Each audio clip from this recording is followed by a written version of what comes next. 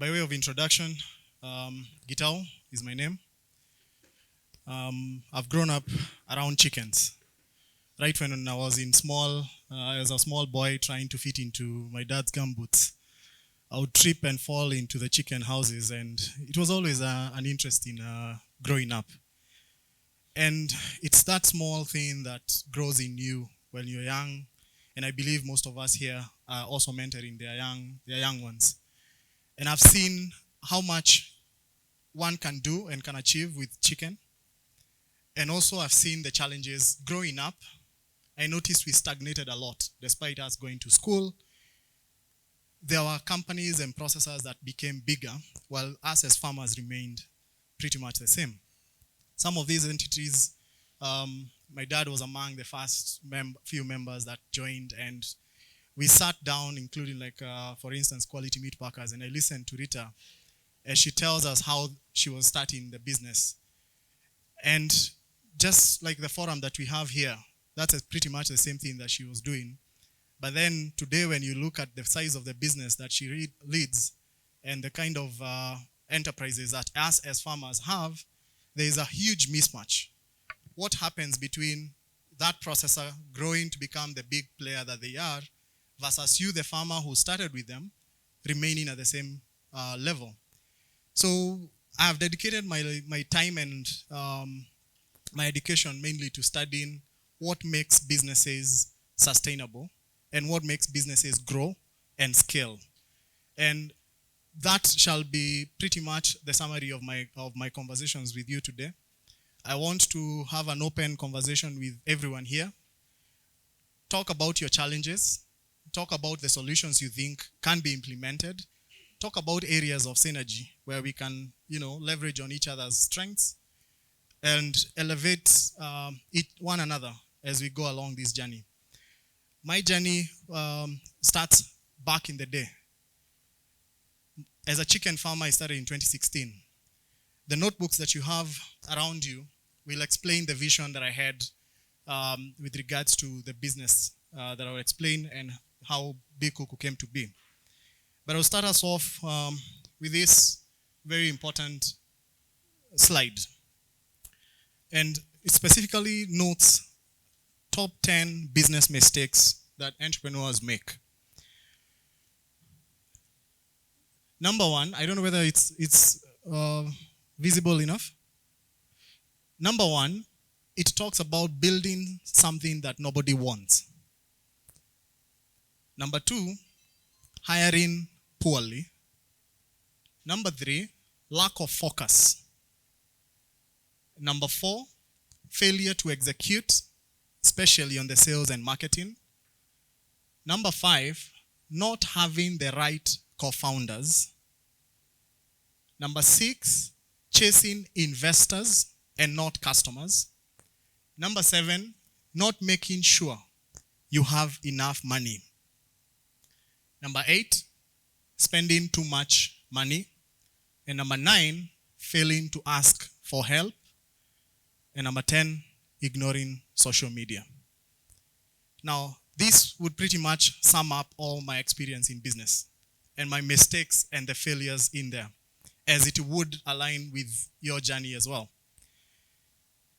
So, Big Kuku sources chicken from a community of farmers, and I believe most of us have sold to us, whether directly to me or when I had left the shop with John. You're familiar with the kind of practice. But let's take a step back and analyze who are the key players in this space. Meet Mercy, and I use Mercy being a representative of any one of us as farmers here. A struggling farmer at the age of 65 years. You've just received your pension, you've invested in the chicken processing. But then when you grow, the much you earn is 30 cents, or rather 30 shillings to 50 shillings per bird. The pains, you struggle to get to the market. And what you're looking for is better profit and less cost. Now, farmers invest the most, they work the hardest, but earn the least. Meet Yusuf. Yusuf owns a butchery. And Yusuf, his biggest problem is that he has inconsistent quality in terms of the chicken he receives every morning. There are delays in delivery of fresh chicken.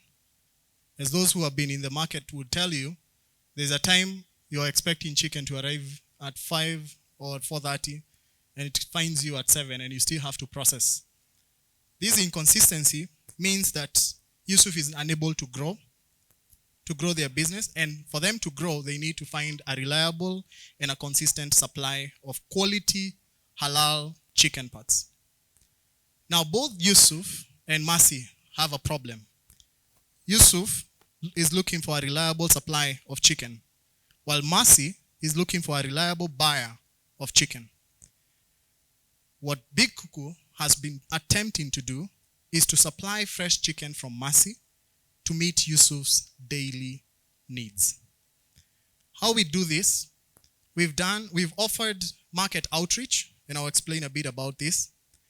Slaughtering, packing this chicken, logistical support, delivering to the customers, and in some instances connected you with feeds, day-old chicks, and for those who are new to the franchise model, we've started also retailing eggs. Processing in itself, we work with partners who have provided us with working space, and we process value-added products. Some of the chicken parts that we are unable to sell, and I believe I have had this conversation with most of the guys who've supplied us, we turn them into sausages and samosas. So value addition.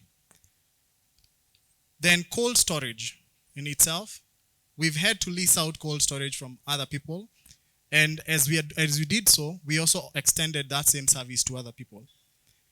Business development. There are those that have sat with us, and we have explained or tried to train the basic calculations on how your farm can be profitable. And then distribution to markets.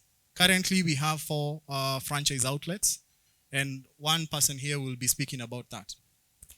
The total addressable market in this space, the chicken market, based on what we operate, and this is not the high-end market and not the daily customer. We are targeting a very niche market, and I'll explain further, is about $140 million every year. Our serviceable addressable market is $100 million, and out of that, what we are targeting is just $14 million annually. Since when we started, and I believe I briefed everyone when we did, we opened our doors on December 20th of 2021, and we operated up until June, July, especially on the wholesale scale, and during that time, we had done about $235,000 out of an initial investment of $4,436,000. But in every order, in every ton we supplied, we still had 2 tons of missed orders, as those who are in the market would agree. One of the biggest challenge is that whereas QMP, Kenchik, and Kims own their processing factories, we did not. We operated with on steel tables and with casual workers who reported to work every morning.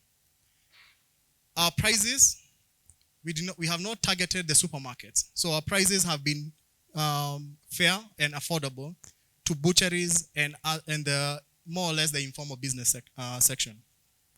In terms of our target market, whereas QMP, Kenchik, and Kims have focused on supplying the likes of supermarkets and the big the big franchise outlets, we've enjoyed the diversified market, underserved butcheries, and hotels. Our logistics, we've relied heavily on leasing vehicles from people who own these facilities. Our go-to-market strategy started with, first of all, getting our farmers, the supply side. And part of this was through the online engagement we have had with you, be it on WhatsApp, be it on calls, social media, and forums such as this. We've aspired to build our logistics, provide simple payment structures. When you arrive to our shop, not only do you get a receipt for your chicken, but you also go home with your money. training a bit, and we are aspiring to get into affordable credit. In the terms of how we see and how we intend to grow is through the supply of inputs such as DOC and feeds, and we are in talks with a couple of players with regards to doing that. Value addition, as I mentioned, is key to our growth. Some of our current customers look like this. Our organizational structure, whereas you see it looking as though it's a massive thing, we've had to work heavily with people who volunteer their time. Be it the branding that you're seeing with the books that are provided, that is volunteering. Be it the financing, the financial modeling that we've had, our CFO is actually employed by Grant Thornton. These are people who I have, in one way or the other, networked with and formed alliances to help better the business for the farmers. But we do intend to hire these guys on a day-to-day basis. We've received chicken at our Big Kuku depot, based at the Ngara location. For those who've been here, you've seen, this is pretty much how it looks like when we've been operating. We've had about 10, 12 people come in every other morning when we have 1.5 to 2 tons of chicken every day. And those guys earned their daily wages through our business. And thanks to you, we managed to fully pay everyone. Not only did we support those employees, but we also went ahead to provide also employment for those who had motorbikes in terms of fulfilling logistics. So we do, we also do post-production processing. Is it post-production processing, which is when you supply to us 2 tons of chicken, 10% remains. It has to be taken to a secondary location for it to be sorted and then stored into a cold storage facility. Otherwise, that entire chicken is wasted. Now, that 10% may not look like it's a lot, but that is the entire profit that business earns. And so we've relied on our partners' abilities to provide us with cold storage. As you've seen, we would put in small 5 kg, 10 kg packs, and then once it's hardened, once it's blast frozen and hardened, we'll put them in gunny bags and store. From February of this year, we had chicken that stayed there up until June, July, when it no longer became viable to keep paying rent at that particular space. But then all this has just been a learning journey. As I mentioned to you when we were beginning, we were trying to pilot a model and trying to see whether, even if farmers went that route, would it be sustainable? In my honest opinion, there are better ways to go about it. And I believe those who are in the trade could speak more about it and the challenges that they face. One such challenge is that you constantly have to be there. That 5 a.m. finds you and you're not there, then it's downhill from there. So our key challenges have been, we do lack a refrigerated vehicle, which makes us inconsistent and unreliable to customers. Number one, when you slaughter this chicken from your homes, it means it has to take about 8 hours by the time it arrives to our depot, and then we process between 3 to 4 hours by the time it is served to the customer. That chicken, for those who understand the effect on, or should there be an issue of, say, cholera, your number one culprit. And we've had altercations with the public health because we did indeed understand that that was not going to be sustainable. We did lease cold rooms, and we were limited by the space available to us because they are also leasing to other people. It's also expensive to maintain. Our electricity bill per month was coming to 60,000 shillings. It's shared, and it's also not easily accessible when you do need without proper transportation. So this chicken has stayed 8 hours to get to us, 5 hours when we were processing, and 3 hours until you have to figure out, now we need to take this chicken. And then there is a process of sorting. By the time it gets to that cold room, you can bet that that chicken will not be at a sellable quality, despite your best wishes. Of course, this has come with, and the reason why we have not been able to plug these holes is because we've been unable to raise scale-up capital to invest in the necessary infrastructure. I'm 31 years old. I do not own an asset to my name. I aspire to, But whenever I've spoken to banks, and I'll give an example of some of them that I've talked to, none is willing to look at me with a business model, with a business plan. And everyone here is familiar to that story. The banks of our country are unable to finance you just because you have a good idea. And that has been my story, bank to bank, bank to bank. In fact, even right now, there is a bank that is currently reviewing our proposals, and I'm not seeing, So, what have others done to solve this problem? Now, we understand, whether you're in the US or whether you're in Kenya, chicken is still the same. So you grow this chicken, takes you 30 to 42 days to grow, and ultimately, you have to sell it. So what have other farmers done it? Whereas some have owned their own slaughterhouses, they have been built for individual use. So you have your own slaughterhouse in your own home. Again, there are those that have invested in slaughterhouses further away from the market, as the case of the United Farmers Factory in Kajiado. And then where we have had slaughterhouses at the farm level, to get there was almost impossible because of the bad roads at them, were them. And this is actually my case from last year, where one farmer, I think 2020, a farmer in Kilimambogo had a slaughterhouse and a refrigerated container. And we took our chicken there, as you can see, Mr. Mborofango, my dad, and myself. And we went there on a very bad road and delivered our chicken and stalled there for 4 months from the day the former president came to the news to say that, hotels and restaurants were closed. This was how the infrastructure looked like.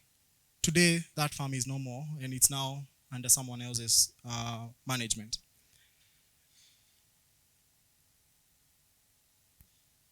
We didn't stop there, and I knew there was a solution to this. So we went to visit the factory that I mentioned to you in Kajiado.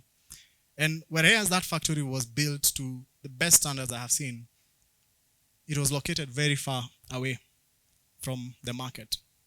If we were to support farmers within our region, it would not be economical to pick chicken from your farm in Thika and take it to Kajiado, then bring it back to Nairobi. But all the same, we dared and approached a local bank, and as a result, we received a term sheet of 64 million shillings towards purchase of that factory. That was actually done by a bank, the only bank that I've seen believe in entrepreneurs in this country, ICDC, which is now Kenya Development Bank. It's a government bank which have different policies and the like.